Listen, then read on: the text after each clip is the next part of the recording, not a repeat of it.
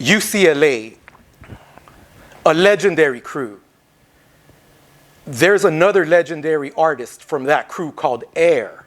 Was he in that group when you were in it? Yeah, absolutely. He got in maybe a year after we kind of started it and running it. He was in a crew called TON before, and he went to junior high with J-Rock and a bunch of the other guys that were from UCLA, and it was just a natural fit.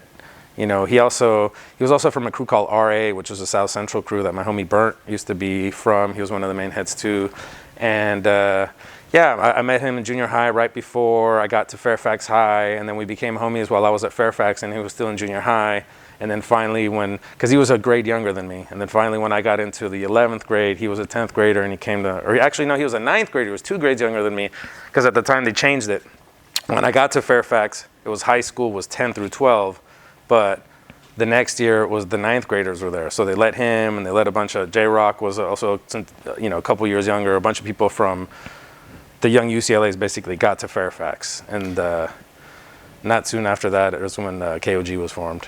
What kind of person was young Heir? Can you describe him, his personality?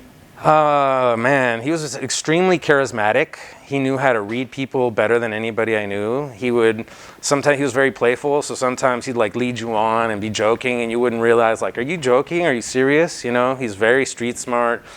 He was definitely wiser than his years. You know, he would figure out a way to always have a stack of money in his pocket. He always had a beautiful girlfriend. He was kind of like unreal almost. He would get the dopest spots. I remember he would tell me he was going to do some shit. I'm like, you're going to do what? And then the next day he'd show up to school with like pictures of the shit he'd done. I'm like, how did you do that? I remember he was driving literally a 1964 Impala. And I remember he got in a car accident and it just got totaled. And he just abandoned ship on it. He's just like, whatever. And the next day he showed up with a Chevelle Super Sport.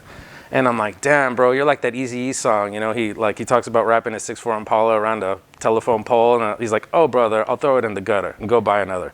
I'm like, dude, you know, it's weird because you don't really meet too many people that operate on that high of a level. His vibratory frequency was just above the rest of us. He was slicker than us. He was smarter than us.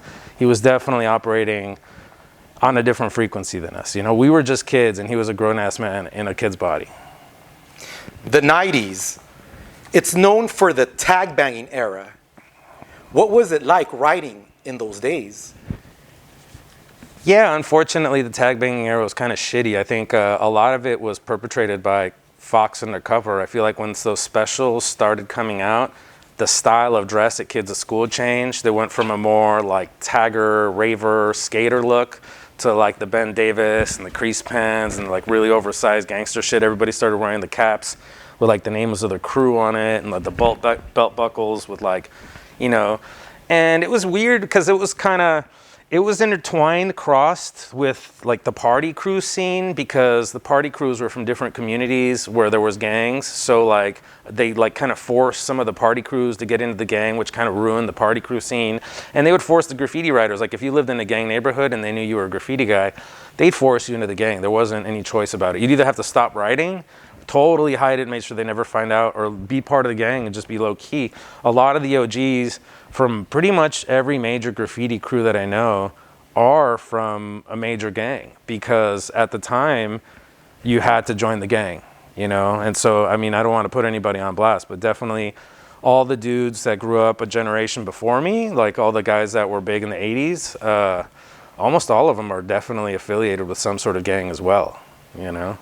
And that they were just like, for some of it, for a lot of them, I don't want to speak to their reasons, but I feel like a lot of it had to do with just the gang scene was so big, they just absorbed everybody else. And unfortunately, it was absorbing the taggers. And because of that, even taggers that weren't affiliated with gangs acted like gangs.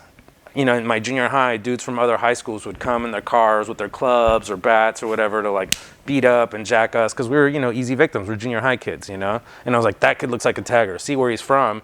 And if you ranked it, or you were from like a crew that they didn't know or respect, they'd beat you up, take your shit.